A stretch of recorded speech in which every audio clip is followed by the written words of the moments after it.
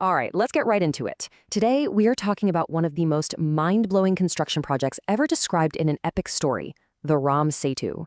We're talking about the legendary bridge from the Ramayana, built with stones that, well, floated. So let's set the stage. This is the big, seemingly impossible problem facing Rama. His wife, Sita, has been kidnapped and is being held on the island of Lanka. He's got this massive, loyal army of Vanaras, these incredible monkey warriors, ready to fight. But there's just one problem. They're all standing on the shore, staring at a massive, churning ocean. How in the world do you get an army across that? So yeah, just picture it. You've got Rama, his brother Lakshmana, and this whole army gathered right at the water's edge. They can see Lanka way off in the distance, but it might as well be on the moon. So what's the plan? Well, it doesn't come from a shipbuilder. It comes from a simple, powerful declaration. And just like that, with those 5 words, Rama gives his army the most unbelievable mission imaginable. And get this, it's not a question, it's a fact. This is what's going to happen. Can you imagine the energy in that moment? The whole Vanara army, hearing this crazy command, they don't even blink. They just roar with excitement, totally ready to make it happen. Okay, so how? How do you even start something like this? You can't just use normal tools and techniques. The plan for this has to come from somewhere else entirely, a kind of blueprint that just ignores the laws of physics. What you're going to need is, well, a flat-out miracle.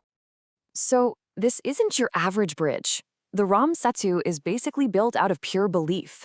The central idea is that the stones, when touched by Rama's divine power and the rightness of his mission, would simply not sink. They would float. That's the miracle at the absolute heart of this whole thing. And here it is, the moment of truth. The Vanaras get to work, right? They're picking up rocks, hauling boulders, and tossing them into the sea. And then they see it. Instead of sinking straight to the bottom, every single stone, from tiny pebbles to giant rocks, just bobs on the surface. It's really happening. The miracle is real. You can just hear the total awe in Lakshmana's voice when he says this to Rama. I mean, his words perfectly capture what the entire army must have been feeling. This is way more than a construction project now. It's proof. It's a massive demonstration of Rama's connection to the divine and the justice of his cause. And Rama's response is just perfect. You see, he doesn't take the credit himself. He doesn't say, yeah, I'm just that powerful. Instead, he says the miracle comes from the truth itself. He's on a righteous mission to save his wife. And because his cause is so just, the universe, nature itself, is bending the rules to help him out.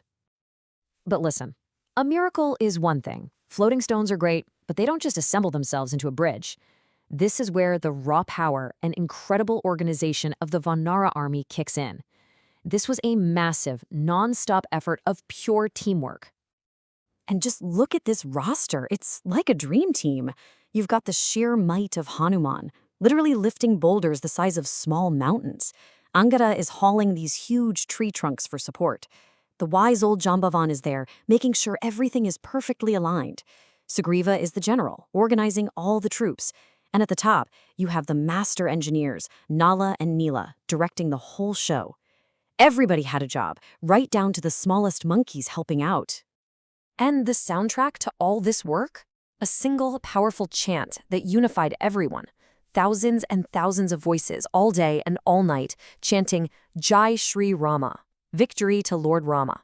This wasn't just to keep spirits high. It turned every single action, every stone laid, into an act of devotion. So with this incredible mix of divine power and just amazing teamwork, the bridge starts snaking its way across the ocean. But don't forget, the clock is ticking. Every single day they spend building is one more day that Sita is a prisoner of the demon king, Ravana. The pressure was immense. And the speed was just breathtaking. Day 1, they lay the foundation. By day 3, can you believe it, they're already halfway there? Just imagine how they felt on day 4, when through the sea mist, they finally see the shoreline of Lanka. The impossible was literally taking shape right in front of them. And that brings us to this one, unbelievable number, 5. The whole thing, this massive bridge across a whole ocean, was finished in just 5 days. Let that sink in for a second. An engineering project that should have taken decades, maybe centuries, done in less than a week. That really tells you everything you need to know about the scale of this miracle. And as that last stone is put into place, connecting the bridge to Lanka's shore, it's Hanuman who lets out this massive, triumphant roar. His shout marks the end of one impossible task and the beginning of the next. The bridge is built. Now it's time for war. And, in the end, it all comes back to this one simple, powerful thought.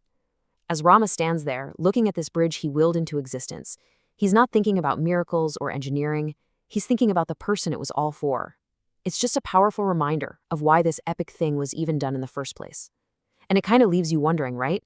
What does it say about a cause when its righteousness can literally make stones float?